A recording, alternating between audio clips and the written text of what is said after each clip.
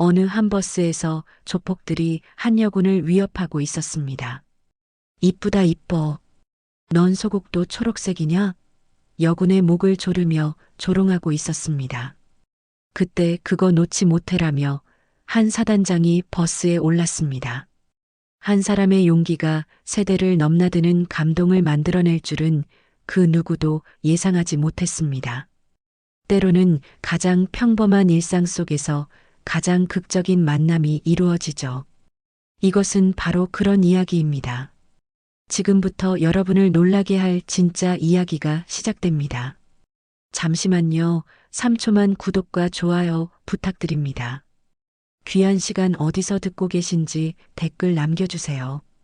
오늘 이야기 시작하겠습니다. 오후 3시 반 서울 시내를 달리는 462번 버스 안은 평범한 일상의 연속이었습니다. 직장인들은 피로에 젖은 표정으로 창밖을 바라보고 있었고 학생들은 이어폰을 끼고 음악에 빠져 있었죠. 그런 고요한 분위기를 깨뜨리는 불쾌한 웃음소리가 버스 뒷좌석에서 터져 나왔습니다. 야, 이 여군 좀 봐라. 진짜 이쁘네. 조폭 두목 장두식이 친구들과 함께 킥킥거리며 윤하빈 소위에게 다가갔어요. 윤하빈은 단정한 군복을 입고 조용히 앉아 있었는데 갑작스러운 접근에 몸을 움츠렸습니다. 장두식은 30대 중반의 건장한 체격에 온몸에 문신이 새겨진 전형적인 조직폭력배였어요. 평소 여성들을 우습게 보는 성향이 강했고 특히 군복을 입은 여성을 보면 더욱 자극을 받곤 했죠. 오늘도 마찬가지였습니다.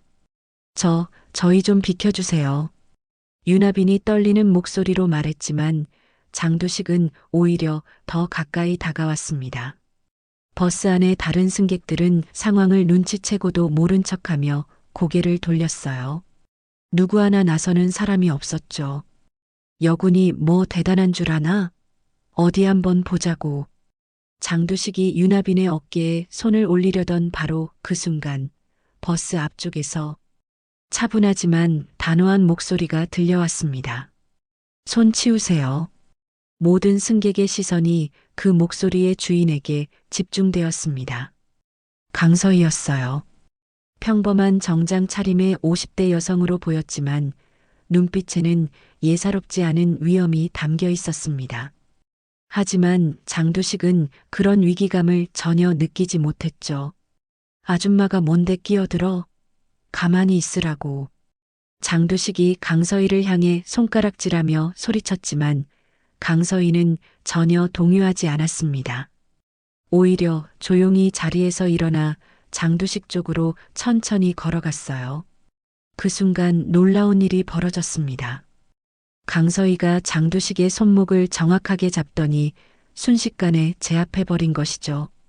장두식은 갑작스러운 고통에 비명을 질렀고 친구들도 어리둥절한 표정으로 서 있을 뿐이었습니다. 나는 육군 사단장 강서희입니다. 강서희가 차분하게 자신을 소개하자 버스 안이 순식간에 조용해졌어요. 승객들의 눈이 동시에 커졌고 장두식과 친구들은 안면이 창백해졌죠.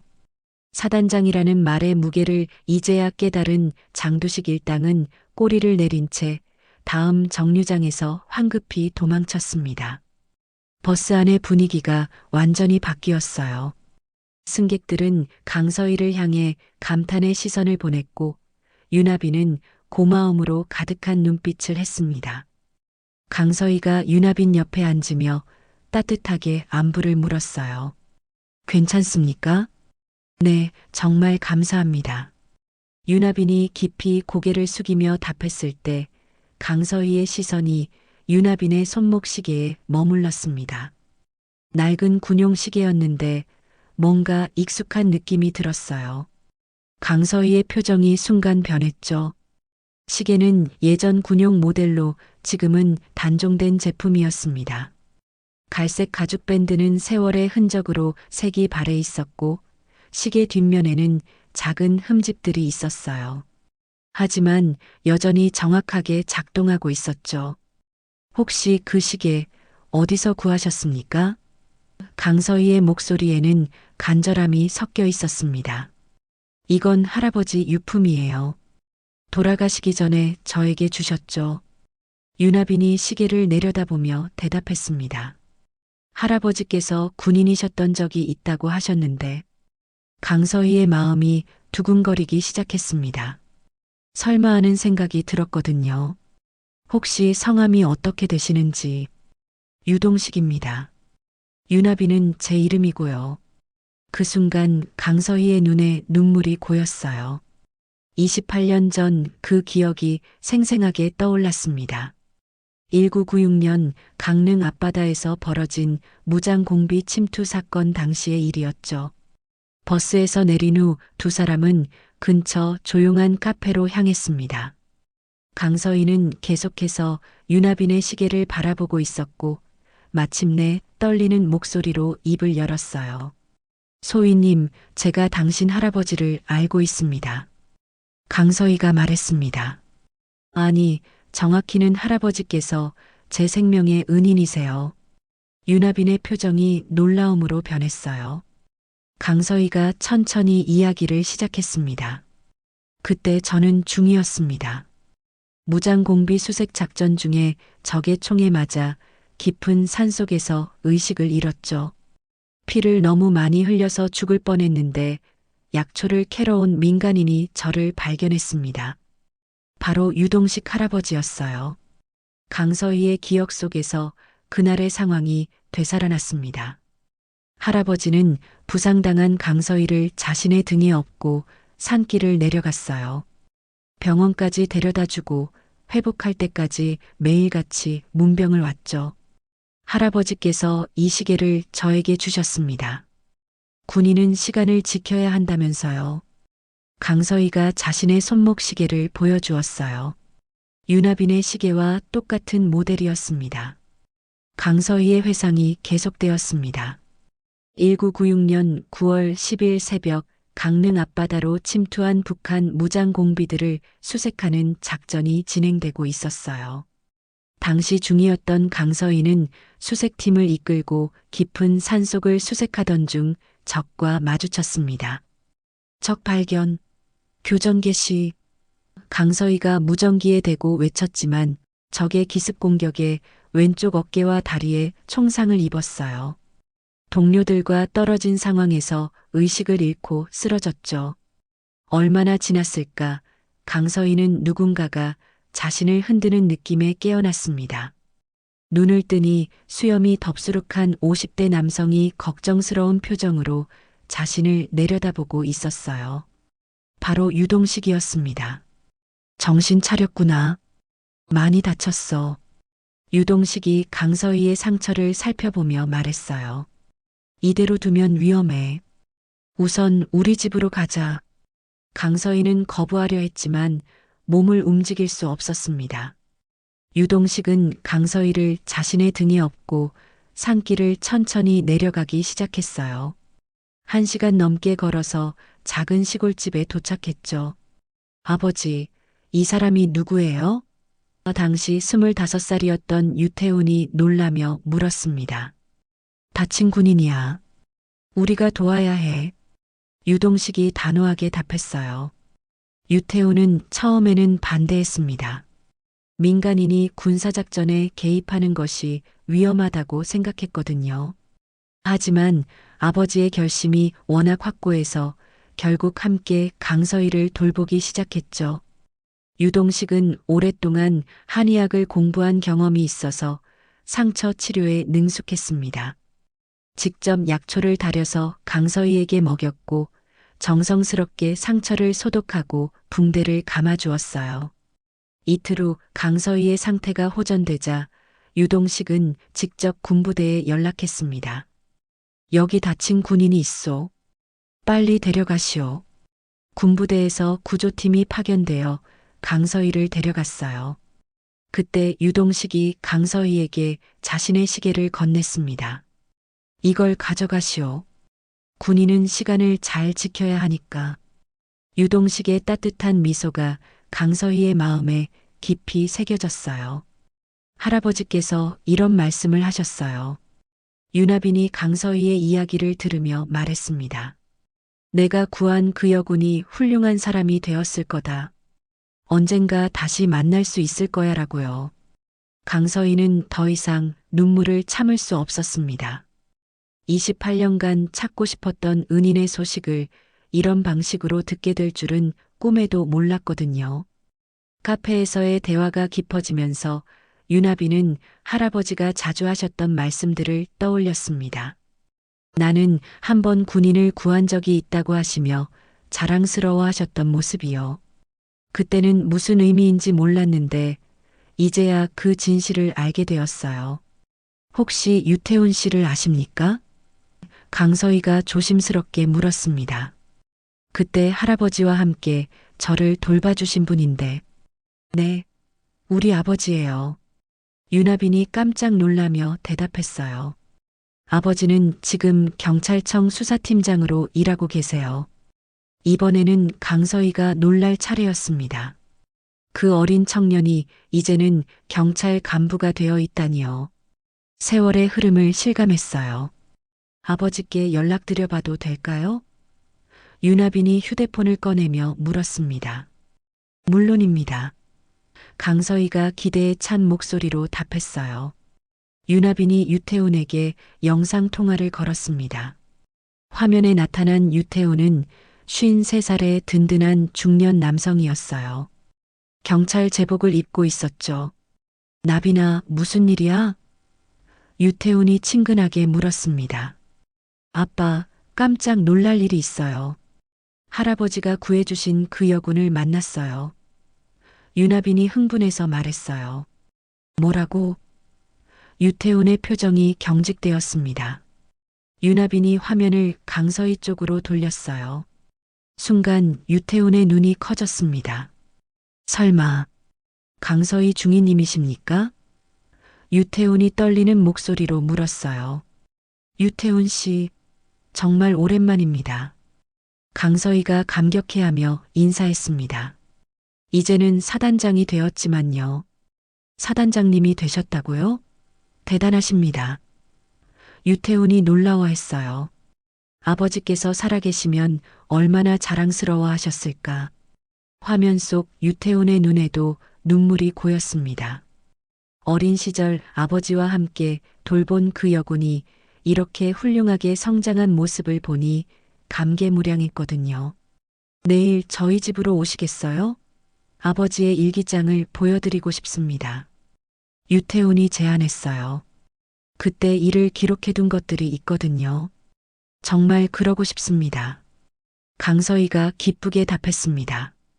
통화를 마친 후 윤하빈과 강서희는 서로를 바라보며 운명의 신비로움을 느꼈어요. 28년 전의 인연이 이렇게 다시 이어질 줄 누가 알았겠습니까? 내일 함께 가시겠어요? 윤하빈이 제안했습니다. 물론이죠. 할아버지께 제대로 감사 인사를 드리고 싶어요. 강서희가 고개를 끄덕였어요. 그날 저녁 뉴스에서 버스 사건이 대대적으로 보도되었습니다. 투스타 사단장의 정의구현이라는 제목으로 강서희와 윤하빈의 이야기가 전국에 알려졌죠. 시민들은 박수를 보냈지만 다른 곳에서는 분노에 찬 시선들이 있었어요.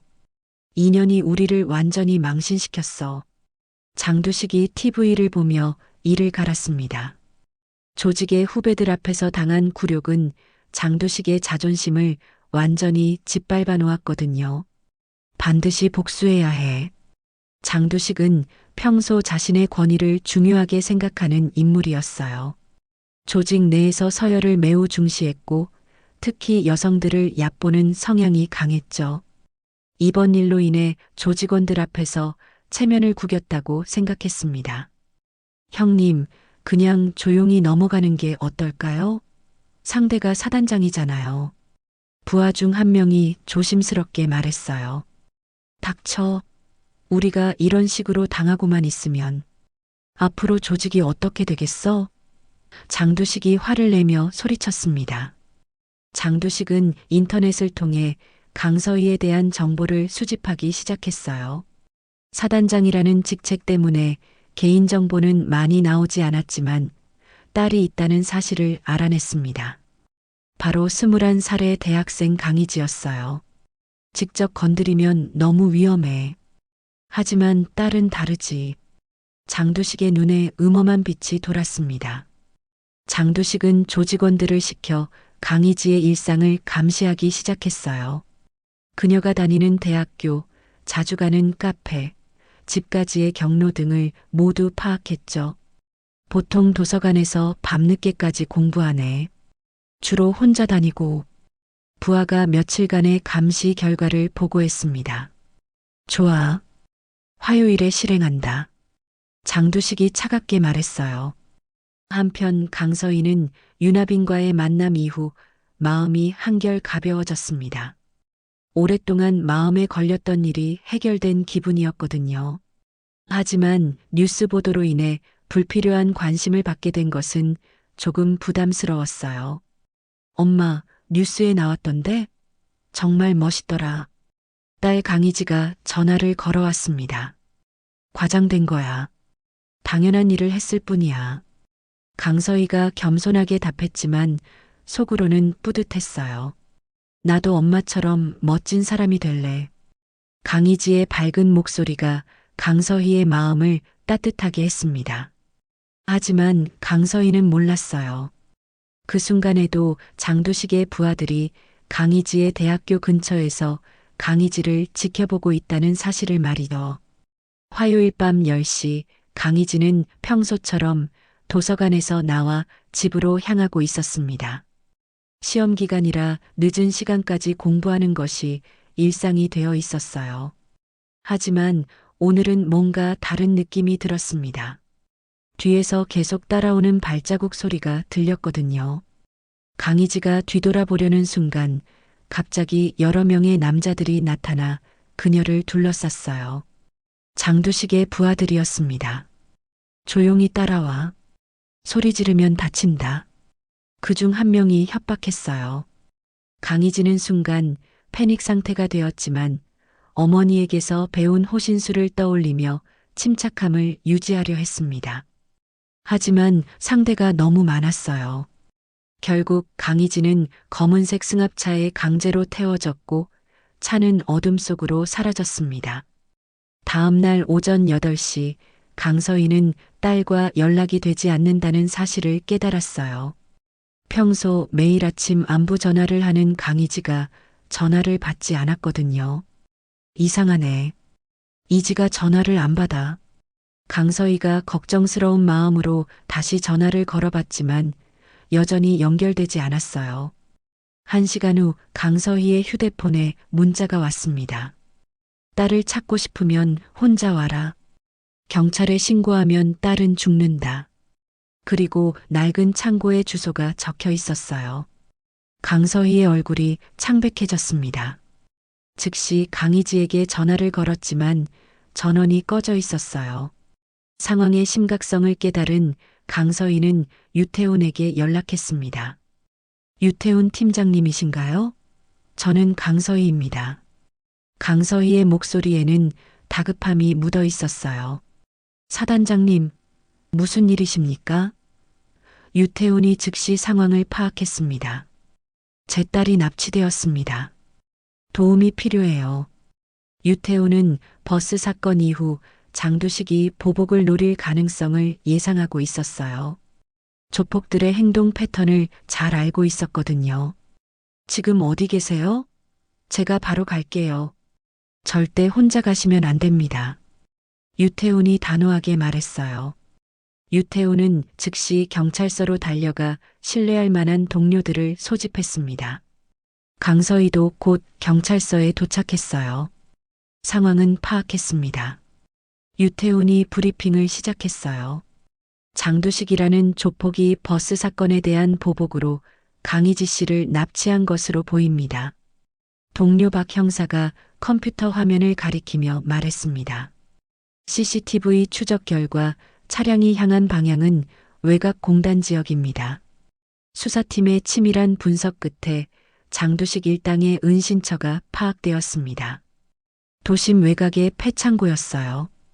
유태우는 특수부대와 합동으로 구조작전을 계획했습니다. 목표는 인질 구출입니다. 절대 성급하게 행동하지 마세요. 유태훈이 팀원들에게 지시했어요. 강서희도 따라가겠다고 했지만 유태훈이 만류했습니다. 너무 위험합니다. 여기서 기다려주세요. 저도 군인입니다. 제 딸을 구하는 작전에 참여할 권리가 있어요. 강서희가 단호하게 말했어요. 결국 강서희도 방탄복을 착용하고 작전에 동참하게 되었습니다. 새벽 4시 특수팀이 창고 주변을 포위했어요. 열화상 카메라로 내부를 확인한 결과 장두식 일당 5명과 강희지가 있다는 것이 확인되었습니다. 인질은 창고 안쪽에 있고 놈들은 입구 쪽에 배치되어 있습니다. 특수팀장이 작전을 설명했어요. 작전 개시. 특수팀장의 신호와 함께 여러 방향에서 동시에 진입이 시작되었습니다. 플래시뱅이 터지며 창고 내부가 순간 환해졌어요. 경찰이다. 모두 엎드려. 특수팀원들의 외침이 울려 퍼졌습니다. 하지만 장두식은 예상보다 완강하게 저항했어요. 칼을 들고 강희지에게 다가가며 소리쳤습니다. 가까이 오지 마. 인연을 죽여버린다. 장두식의 목소리에는 절망감이 묻어 있었어요. 이미 포위된 상황에서 마지막 발악을 하는 것이었죠. 강희지는 두려움에 떨고 있었지만 침착함을 잃지 않으려 애썼습니다. 어머니가 가르쳐준 위기 상황 대처법을 떠올리며 기회를 엿보고 있었어요. 유태훈이 조심스럽게 장두식에게 다가가며 설득을 시도했습니다. 장두식 씨, 더 이상 저항해봐야 소용없어요. 인지를 놓고 투항하세요. 닥쳐. 다 그년 때문이야. 장두식이 강서희를 향해 분노를 쏟아냈어요. 조폭 주제에 날 무시했잖아. 바로 그 순간 강희지가 기회를 포착했습니다. 장두식이 잠깐 주의를 돌린 틈에 몸을 낮춰 빠져나온 것이죠. 동시에 유태훈이 재빠르게 달려들어 장두식의 손목을 제압했어요. 으악! 장두식이 비명을 지르며 칼을 떨어뜨렸습니다. 다른 조직원들도 이미 특수팀에 의해 모두 제압된 상태였어요. 강서희가 딸에게 달려가 꽉 안아주었습니다. 이지야, 괜찮아? 다친 곳은 없어? 엄마. 강희지가 어머니 품에서 울음을 터뜨렸어요. 그동안 억눌렀던 두려움이 한꺼번에 쏟아져 나왔습니다.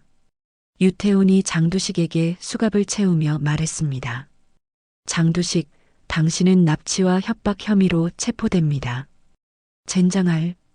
장두식이 마지막까지 욕설을 퍼부었지만 이미 끝난 일이었어요. 작전이 성공적으로 마무리되자 현장의 모든 사람들이 안도의 한숨을 쉬었습니다. 강서희는 유태훈에게 깊이 고개를 숙였어요. 정말 감사합니다. 당신이 아니었다면. 강서희의 목소리가 떨렸습니다. 28년 전 아버지와 제가 사단장님을 구했듯이 이번에는 제가 사단장님의 딸을 구한 거예요. 유태훈이 미소를 지으며 답했어요. 이제 우리는 서로 빚진 게 없습니다. 사건이 해결된 지 일주일 후 4사람이 유동식 할아버지의 묘소 앞에 모였습니다. 강서희, 강희지, 유태훈, 그리고 윤하빈이었어요. 가을 햇살이 따스하게 비치는 조용한 산자락이었죠. 강서희가 준비해온 꽃다발을 묘비 앞에 놓으며 정중하게 절했습니다. 할아버지, 28년 만에 인사드립니다. 그때 구해주신 은혜를 평생 잊지 않겠습니다. 유태훈이 아버지의 일기장을 꺼내어 보여주었어요. 1996년 9월의 기록이 남아 있었습니다. 오늘 산에서 다친 여군을 구했다. 어린 나이에 나라를 위해 싸우다 다쳤다니 안쓰럽다. 태훈이도 처음엔 망설였지만 함께 돌봐주어서 고맙다. 이 여군이 꼭 훌륭한 사람이 되길 바란다. 일기를 읽으며 모든 사람의 눈에 눈물이 맺혔어요. 유동식의 따뜻한 마음씨가 글자 하나하나에 담겨 있었거든요.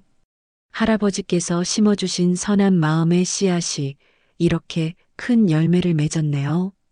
유나빈이 감동을 감추지 못하며 말했어요. 강희지가 조용히 입을 열었습니다. 저도 이번 일을 겪으면서 많은 것을 느꼈어요.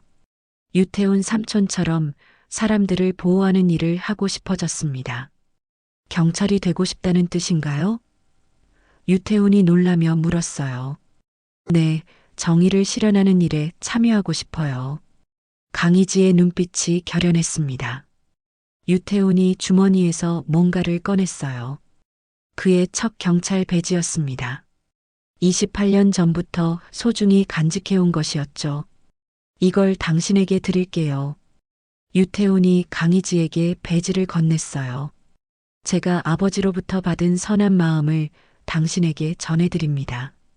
강희지가 두 손으로 정중히 배지를 받아들었습니다.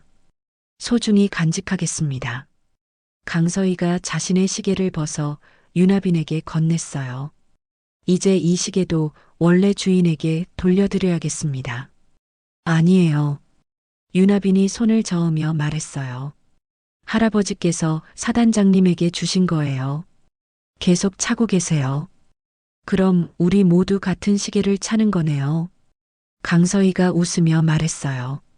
네 사람이 서로를 바라보며 미소를 지었습니다. 28년이라는 긴 세월을 거쳐 다시 만난 인연, 그리고 새롭게 시작되는 관계들이었어요.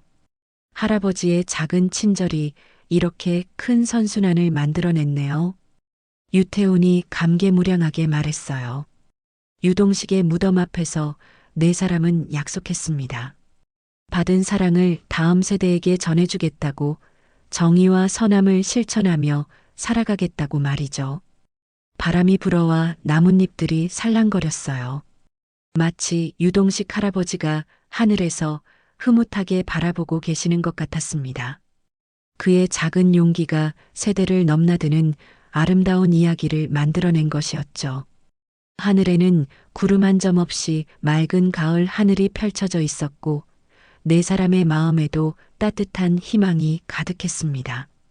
진정한 선함은 시간이 흘러도 변하지 않는다는 것을, 그리고 한 사람의 용기가 얼마나 많은 사람들의 삶을 바꿀 수 있는지를 모두가 깨달은 순간이었어요. 이번 이야기는 여기까지입니다. 귀한 시간 청취해 주셔서 감사드립니다. 저에게도 귀한 구독과 좋아요, 알림 설정까지 부탁드립니다. 감사합니다.